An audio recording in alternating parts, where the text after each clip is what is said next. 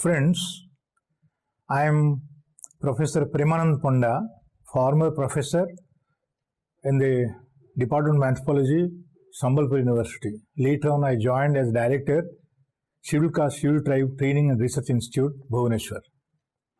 Today, I welcome you all. Let's discuss on tribal and the relation with the forest. We know that every individual is a conditioned being. Wherever we are, wherever we go, we are conditioned. And the conditioning effect has made us to think differently at different times. So thereby, we need to understand the context and the contents. The contents are meaningful only with the given context. Let's start knowing and discussing on how tribes perceive the forest and what way through their socio-cultural interaction the forest is meaningful.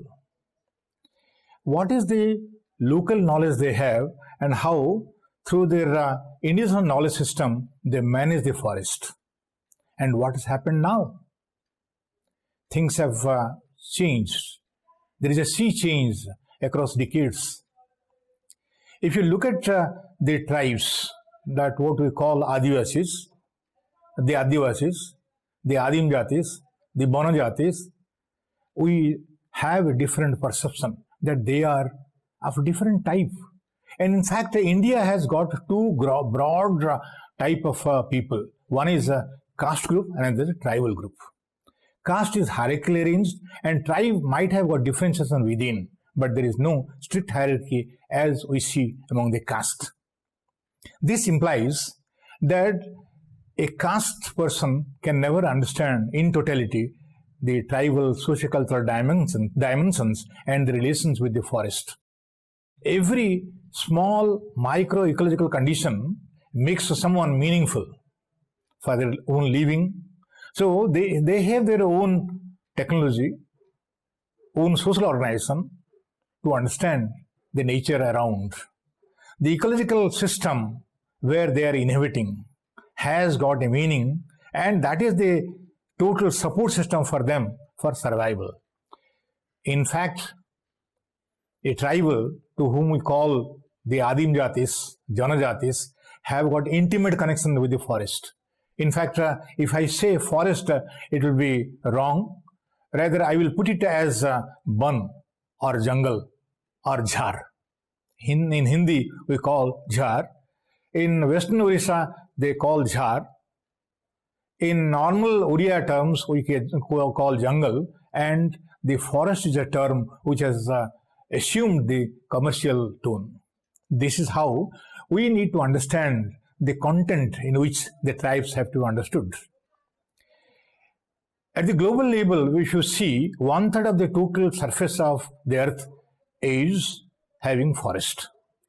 If you come to India, around 22% of the land space is covered by the forest.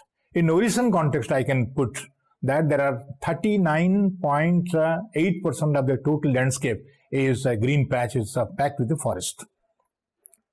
What is that forest that we call for? It is the forest that what has been made to believe that here is the resource packed with the untappable. Still, we need to tap a lot more resources available there. Thereby, nation will grow. That is the projection given by the media, by the elites, by the corporate body, by government. And government is becoming the acquiring body, whereas the corporate sectors are the acquiring body. The requiring bodies are targeting on mines, and most of the minerals are packed in the tribal area, where in the forest they live in. They live in the forest for centuries. They have been living with their own technology. They are living in the subsistence economy. They do not have the updated and most sophisticated instruments to have their living. They know that nature is nurturing them and they need to nurture the nature. That is what the principle they govern. They govern their own social matrix. When they try to understand the nature, they have their own belief system, they have their own idea, they have their own knowledge system, and through that knowledge system and technology that they grew, that they developed across centuries, they try to have their meaning of life. Now, let us see how the tribal people have got interaction with the forest. Forest is everything for them, the life, the living, and everything, the aesthetic values. They say, so long the tiger is there in the jungle, they are safe. The moment for minerals, people have gone, tractors have gone, bulldozers have gone, possibly they are feeling unsafe. This implies that for the national, so-called national development, they need to sacrifice their livelihood. And there is no alternate. It is projected that for any development as perceived by the non-tribal agencies, the tribes have to sacrifice. Now, the projection is that the tribes are to be brought to the mainstream of life. That this implies that they do not have a stream to claim that that is the mainstream of life. This implies that there is a dominance, and the dominance of the non-tribals over the tribals and tribal resources has been a target for centuries. During British, towards the 20th century, we have seen that how even British thought that they need to be protected. So certain policies have been made by the Britishers to protect the tribals. But the target was that the resources are to be exploited for industrial revolution. So thereby, even later on, the tribals have been taken to the unknown area for plantation work. That is where the tribes have lost their sovereignty. Tribes have been projected as the encroachers in the tribal area, for where they live for centuries. The forest, which is inseparable from their lifestyle, which is never thought of as an alien entity for their life, the government, the bureaucrats, the agencies, so-called development agencies, are treating the tribes as encroachers in the forest. That means, since they lived for centuries and there is no documentation in their favor, therefore they are treated as the encroachers. This is funny. In fact, we have seen that there are a projection that India has grown and it has gone to have 8% of GDP. That was projection. And now, of course, it has declined. It has come down almost 4%. This gave us a clue to understand that there are migration in tribal area. Many people from tribal area have migrated to urban setup, to industrial area, to brick mill area. And why do they go? They have gone for sustainability. They have gone for survival. And all these migrations are push migration, is distress migration. And the tribals who lived for centuries in the forest never bothered what is required for them. They never bothered for storage. They never bothered for saving, because they thought nature is there with them and nature is being worshipped. They have their own culture. The ancestral worships, the ancestral souls are guarding their entire area. The animals the wild animals are there as a part of their social ecosystem. This is how they believe that where there is a diversity of biosphere, there is security. In fact, the entire universal statement has stated that the higher is the biodiversity, greater is the security. So, for example, in tribal area, in the forest area, if the more number of animals, birds, insects, all varieties of plants, animals survive in a micro-ecological condition where men also survive, for them, food is not scarce. Food is never scarce for them. It's because during lean season, when they don't get anything, they go with a ferule or a crowbar and dig somewhere to get some roots and tubers. That is enough for their maintenance. They never have that idea of accumulation. Rather, they have an idea of sharing with others. The share and care attitude of the tribals have allowed the non-tribals to enter into their field and dupe them. That is the history. That is why it is stated that so long the ruling government has ruled India for almost more than 70 years. Even before that, whoever the British rulers control the resources, control the people, it is stated that they have been marginalized across the period. Why they have been marginalized? It's because the resources that are there in the forest are to be exploited. If the resources are kept unexploited, the nation cannot grow. So, for the growth of the nation, they need to sacrifice their life. That is what the paradox. This is how we say, when you try to see the tribal who are living in the forest, for example, look at the situation, how they treat forest. I witnessed some of the rituals. Say there is a Korma festival in Western Orissa. There is a particular tree known as Korma. Korma is a complex for them. Korma month, Korma day, Korma dance, all these things are referred to as a Korma. During November, normally, it is being celebrated. Every 3 years, they have Bada Korma, the big Korma, and every year they go for a small Korma. And Korma is a complex, it's a ritual, it's a festival for them, where the plant is worshipped.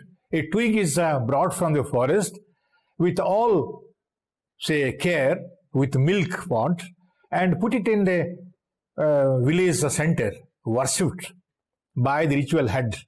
It is being honored by every individual of the village, irrespective of the tribal and non-tribals, because those non-tribals entered in the tribal area and settled in due course of time, they also feel that it is their duty to honor to the tribal culture.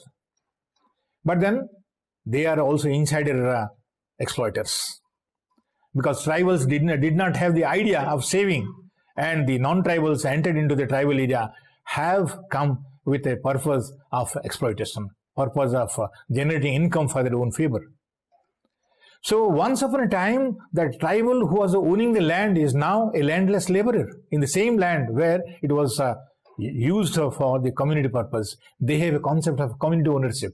They did not have a concept of individual ownership. Individual ownership has come into being quite late. So, taking this, we have seen that they have been subjected to historic injustice for centuries, even after independence. So, of late, in 2006, government possibly realized that we need to give justice to the people, tribal people living in the forest and forest dwellers who have been subject to historic injustice. That is why the Forest Rights Act has come into being in 2006. The rules have been framed in 2007.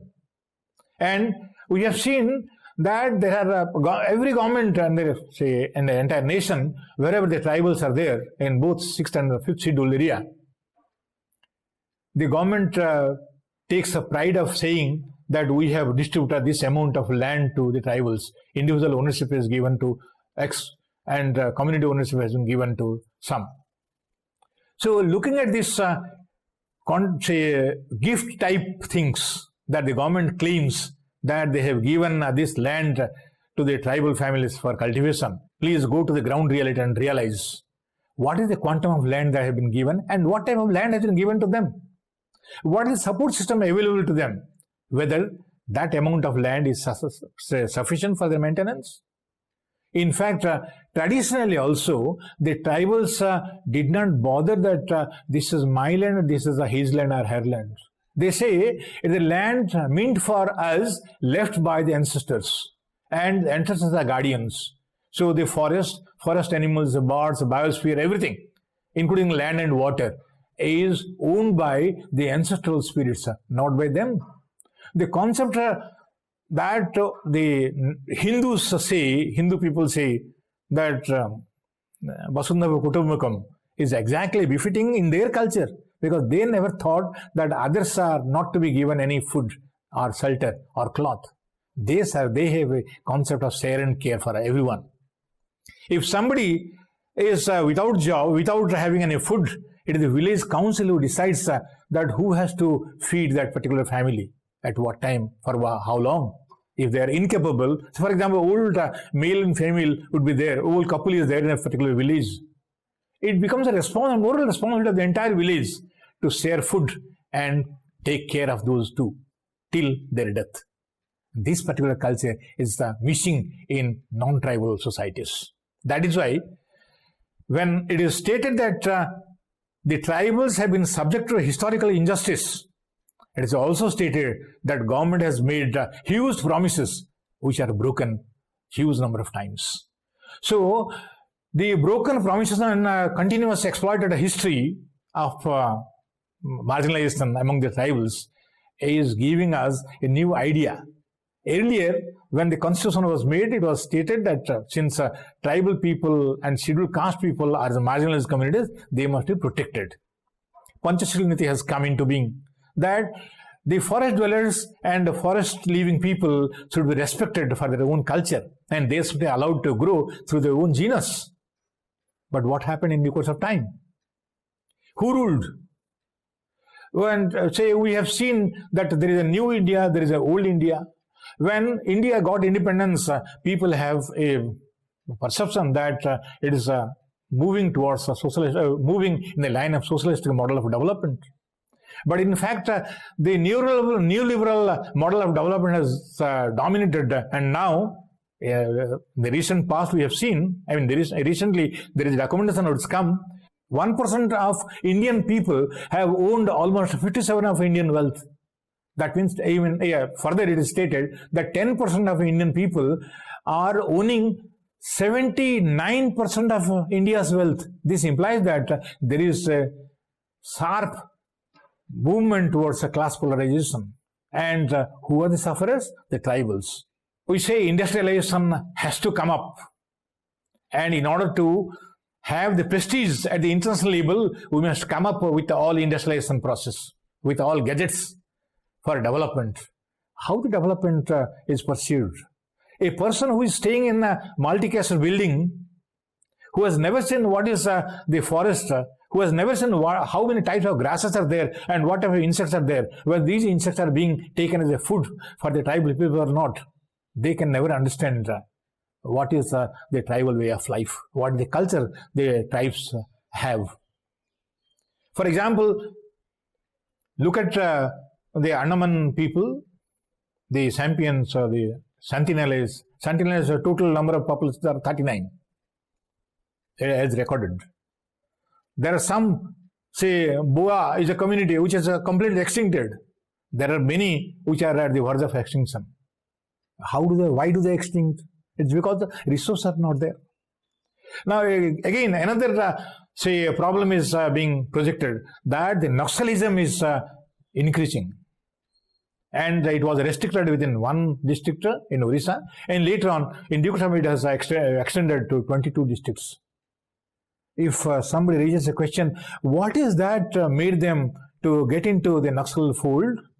Possibly, one can say, is it deprivation from the resources that the people had earlier, and they have not been given chances to have their dignified life? That is why the alternatives left for them is to get into somewhere where there is an alternative available, if not at least for the entire life, at least for some days. That is why government started accusing the minorities, the marginalized, as the threat to the state administration. This is horrible.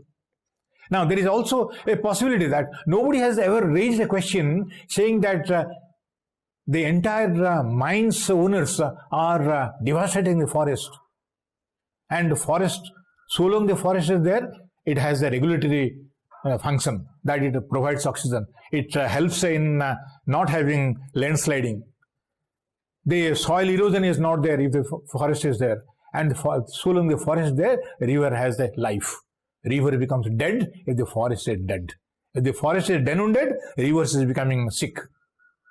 So there is a link between the river, life of the river, and life of the forest and life of the tribals.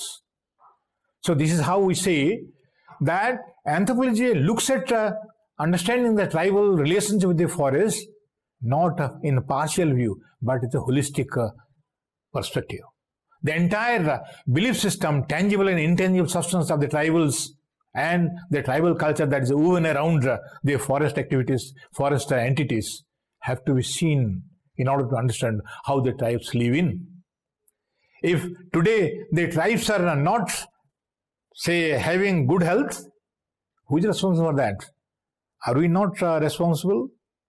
They have their own indigenous system of knowledge. They identified certain diseases are to be handled by certain type of medicines that they invented long back. That has been handed down across generations. Modern medicine has gone into and displaced the traditional knowledge system that they had. This is how now things have come. Now people realize that here is a system with the tribal, the knowledge system of the tribals, what we normally say, say indigenous knowledge system, that is an alternative available with them. If the government of India also realized, many governments at the global level realized that unless the tribals are taken into confidence, unless the tribals are made a shareholder of the protection of the forest cannot be protected. Say, for example, scientists have stated that half cm of soil formation takes around 500 years. And almost 99.9% of the living creatures have their life on the basis of 6 inches of soil, upper soil. If the upper soil is gone, the life support system is gone. So thereby, who is responsible? It is the mines. It is the mines owners who exploited the nature, who exploited and made the entire ecology devastated. So if the devastation has been done, earlier it was projected that tribals are, spoiling the forest. I tell you, no tribal has ever chopped off the fruit-bearing and fruit-giving plants. Never they have chopped off. They only burn the shrubs and creepers which are not useful temporarily, but then they make it ashes and they know how to handle the water. Look at the Langiasaurus irrigation system, traditional irrigation system, how they manage the water flow from one terrace to another and have their rice field productive. They know what is the type of a traditional mechanism to enrich the soil fertility. They know how the animals need to grow. For example, there are certain many tribes who are totemic in nature, who have the totemic objects. They believe that they have been descended from the same. For example, Kerketa, or Bag, or Kechu. There are some. If you ask like the non-tribals have Gotras, they have something known as a clan. And the clan each clan has a totem. And the entire clan members believe that they have been descended from the same object. Maybe it is inanimate or animate, living or dead, no matter. But then they know that that has to be treated with deference, with respect. That is how they protect. If there are for example, the two persons are there, one is Bag and another is Nag. The Nag people do not kill the snake. The Bag people do not kill the tiger. They were rather worship. There are certain tribes, certain clans who are treating their origin to certain plants, and these plants are protected. And this is how a small group is pouncing on other natural objects, natural fauna and flora are being protected by large section of people through their clan organization. The totemic object that they have in their own culture is one of the effective instruments to protect the forest. In the tribal development context, we can also think of old India, new India. That means from socialistic model of development to new level of model of development. You can also think of the mainstreaming and subalternism. We can also think of the democracy of rich and democracy of the poor. And there is a gender dimension. That is missing in many debates. But fact is that it is the women who protected the forest. See, there are cases in Orissa, in Nayagad district, where men failed, but women with danda made their group to fight against the wood mafias and succeeded. They protected the forest. The village forest that has been protected across decades has attracted many wild animals. The nature has come into being. Nature came closer to the village. That once upon a time it was missing almost. Now it is regained. It's a structure. It's a status. The nature has come closer to people. We are having that Forest Right Act. Within that there are some number of rights. There is a habitat right. There is a right to resource use. But then we have also seen that how the tribals have not been allowed to enter into the resource area based on which their life sustains. For example, Mankadiyas have not been allowed to enter into the tiger zone area in Simlipal, where they normally procure the raw materials for rope making. And rope making is one among the major activities for their livelihood. Like that, there are many areas where you see that government has taken stand and document there is something, and beyond document there is something else. So long the tribals were active in participating among themselves and were concerned about the territorial protection, the forest retained. And the situation, of course, is slightly different compared to the fifth schedule and sixth schedule. We are in the Orissa, Madhya Pradesh, Chhattisgarh, Jharkhand, these areas are coming under fifth schedule. And we have seen these areas are packed with minerals. And there are, say in Orissa, for example, till 2014, we had 638 registered mines owners. And there are cases where mines have been looted. There are investigations made. Shah Commission report has come accusing the state administration, but then nothing happened. It is that is why it is stated that within India there are two types of democracy. One, democracy for the rich, and another, democracy for the poor. Poor become poorer. Rich becomes rich, further rich. The projection that has been made that the tribals are to be made literate, and by the by, whatever money that comes from Constitution, by the mandate of Constitution under Article number 275, Section 1, or that central special assistance that comes for the tribal upland area, have to be used only for tribal development. But those money are diverted for some other purposes at times. And at times it remained unused. Therefore it is going back. That is why the center accuses the state and state accuses the center. Center is being accused by the state that we are not given the royalty, sufficient royalty as we demand. And now it has come into being that there is a new idea, CAMPA, Compensatory Afforestation Fund. Huge amount is there, which has been collected from the corporate sector. And that is to be used for tribal development. What do? They go for afforestation. What type of forest they prefer? I tell you, plantation doesn't create forest.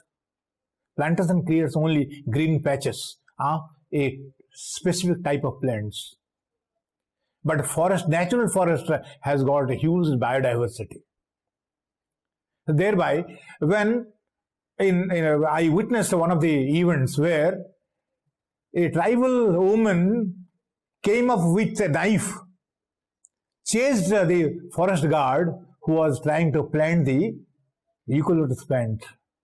She shouted, saying that this particular plant leaves are not being eaten by my goat. Why do you plant this? Get out from here. That is how, when she shouted, the entire villagers came forward, and out of fear, the forest officer did not come to that village anymore. And that means that there is the land given to the tribals in the name of say distribution. Say tribals who occupied the land, who had physical occupancy for a number of years, to be given to their ownership, and patta is given to them, and it cannot be sold, it can only be inherited. So that the same land is being planted by the forest officials under Kampa Fund. So this compensatory afforestation fund is being used against the tribal desire. Tribals, the priority of the tribal life has never been assessed from within. In fact, if we do not assess the tribal needs from within the tribal culture, tribal cultural matrix, it is not possible to think of the real dimension of a tribal development. Creating any policy or say running any program doesn't make them something at par with the non-tribals. Rather, if they are taken into confidence, if they are asked to finalize their own programs, and they are taken into confidence prior to the planning process, assessing the requirement, the hierarchy of needs of the tribals from within the present situation, which is being conditioned by a number of factors, by intervening factors of non-tribal agencies, by intervening factors of government, by even the intervening factors created by the insider exploiters, like some of the elites of the tribals. This is how it is stated that priority have to be identified, which fits into the larger mass of the tribals. And basing on that, if the project has been made, or policy has to be oriented, possibly that will help the tribals to grow, tribals to develop. Tribal ideas, tribal knowledge system have to be honored. If you are really honoring the democratic value of Indian nationals, they should be given priority, because they have sacrificed for the growth of the nation, and nobody has bothered. There are a huge number of displacements. The dam displacement, the industrial displacement, the army for arms and ammunition, certain areas have been taken. The people in the forest have been displaced. And displacement doesn't lead only to physical displacement. The physical displacement leads to mental displacement. The skill, the knowledge that they have is becoming unutilized. So the next generation people cannot hold those knowledge. So thereby it becomes completely displaced forever.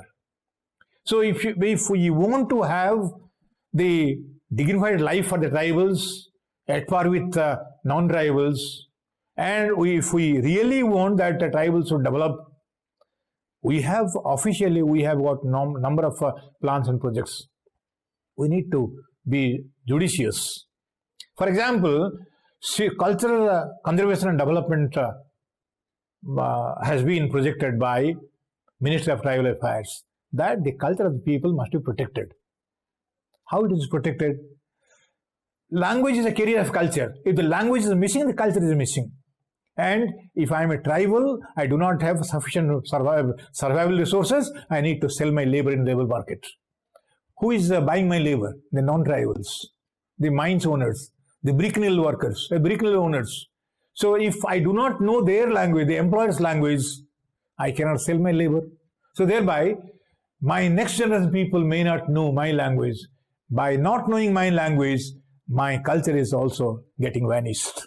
So displacement of physical displacement that is leading towards mental displacement is also leading towards displacement of culture, displacement of self-dignity. I tell you, just few minutes back, I was telling to a younger friend of mine, that no tribal person has ever begged. You will not find a beggar who is by birth a tribal, because they know that nature is there to help them to survive. And they have honor to the nature, and nature also reciprocates in the same way as they perceive through their own cultural framework. That is why it is stated that whether the water, whether the say mountain, whether the soil, whether the plants, animals, say insects, whatever it is there, the traditional knowledge system has got certain value. The people have their aesthetic values for every part of nature, and the ecological system of a particular area is supporting to the tribals so long it has not been invested, not been say impacted by the non-tribal profit motive agencies, profit motive activities. That is why I say that the people who have sacrificed for the growth of the nation must be given first preference to enjoy the development fruits. If they are kept away from the so-called development avenues or development fruits of the development, it becomes our responsibility to see that they must be given proper justice. Not in terms of law. Law has got sharper teeth to bite, but then it must have a public proclamation and people must know. For example, we have a Forest Right Act, we have a Panchayat Raj Act, we have in 1996 we have the Act, we have say PCR and POA Act, and let us go to the field, see that how many people know that. So we need to have a legal literacy mission in favor of tribals. The moment they know that they have these rights, and because of their sacrifice, historically, because they have been pauperized, because they have been marginalized in the name of development, they need to be protected, and Constitution protects them. So constitutional mandate must come as a part of legal, say, education to them in their own language and own cultural framework, so that they will be in a position to realize that here is the space where you can fight, where you can articulate our grievances, where we can get justice. And we have seen Niyamgiri Hill situation. But then there are also situations where there are a number of big players at the international level try to please the state machineries to carve out certain strategies again to enter into the forest area to exploit the minerals. Now this is how, let's say, try to understand the tribal from tribal culture, not from outsiders.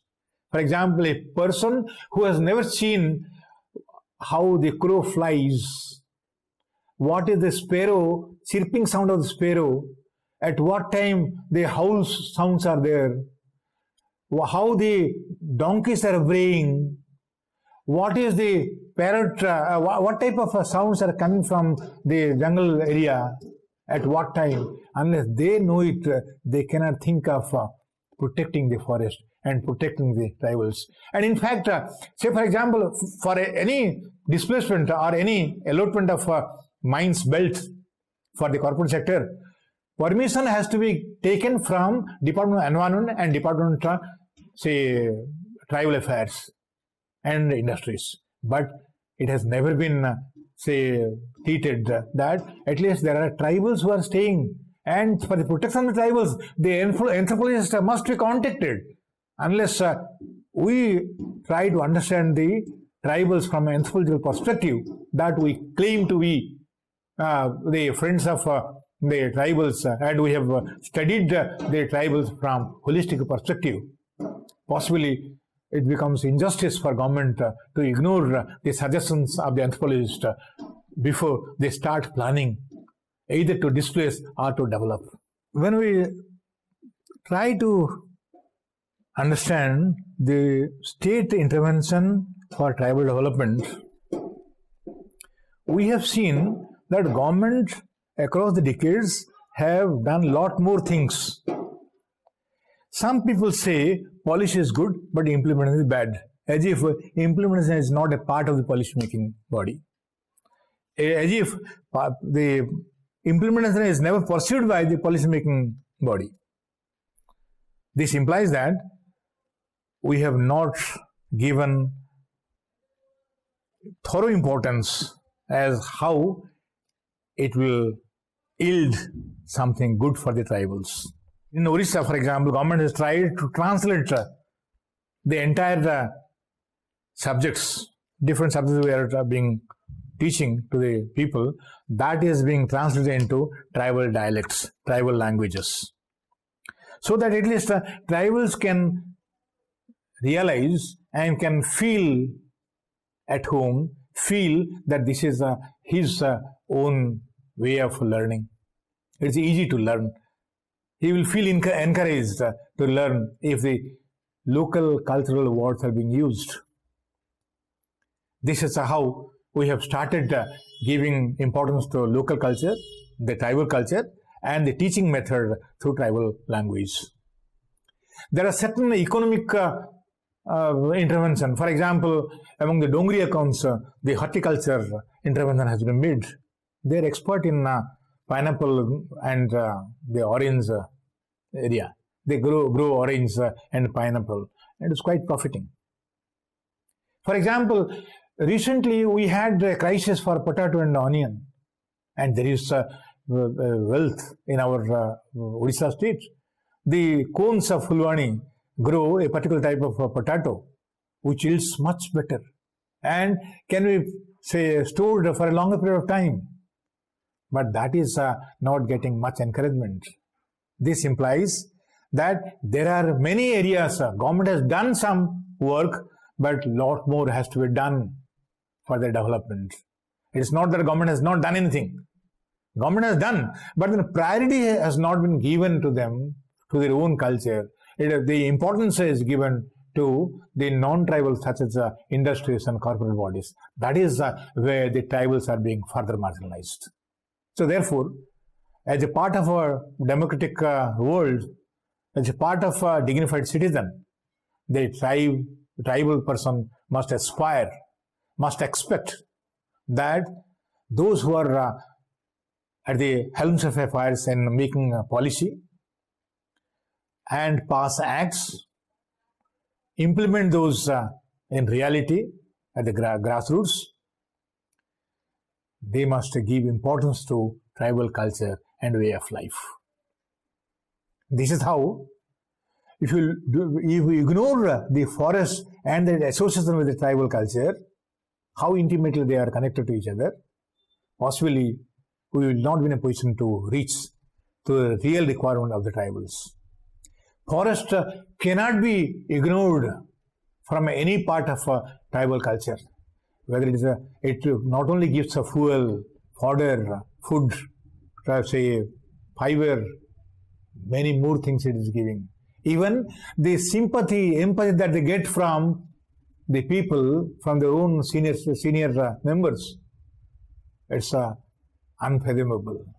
The traditional, say, stories and myths that carry the wisdom of the tribals are kept alive through the traditional riddles, songs, stories, which are almost as an inventory of traditional knowledge.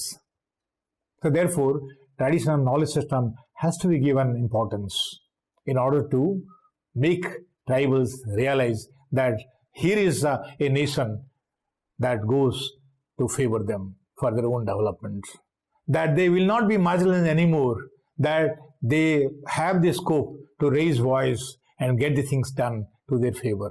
They cannot be, the non-tribals cannot go on exploiting them. They can also raise their voice.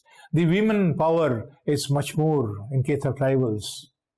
And we have seen that tribal ladies have come into being a number of organizations and proved their worth, proved their potential in organizing efficiently those things that have been given to them. SSGs, the self-help group has come and they have started earning. And that's how even the husbands in the tribal area who were under the spell of liquor, say, do not work much as the counterparts, the wives, they have organized, in certain cases in Andhra Pradesh and Odisha, in South Odisha, they have organized that they are, say, thrashing the male members who are coming under the spell of liquor to their residence. This is how the charity starts from home. I tell you, among the Vinjals of Western Odisha, no child of the age of 13 or 14 are beaten at any cost, because a child is believed to carry huge number of ancestral souls. To beat a child in that Bengal community is to insult the ancestral soul. Thereby, misfortune might come. That is why they take care. The child care system that the tribals have, we must imbibe from them, that any child has to be allowed to grow as a part of nature, so that there is a mental growth, and the mental growth is possible only when the surrounding is favorable. So that is why the tribals, those who are marginalized, those who have sacrificed their life, those who have been given some protection under Constitution, they must be made literate on those aspects of life through their own, say, language, so that at least they can claim that they are at par with non-tribals in India. Thank you.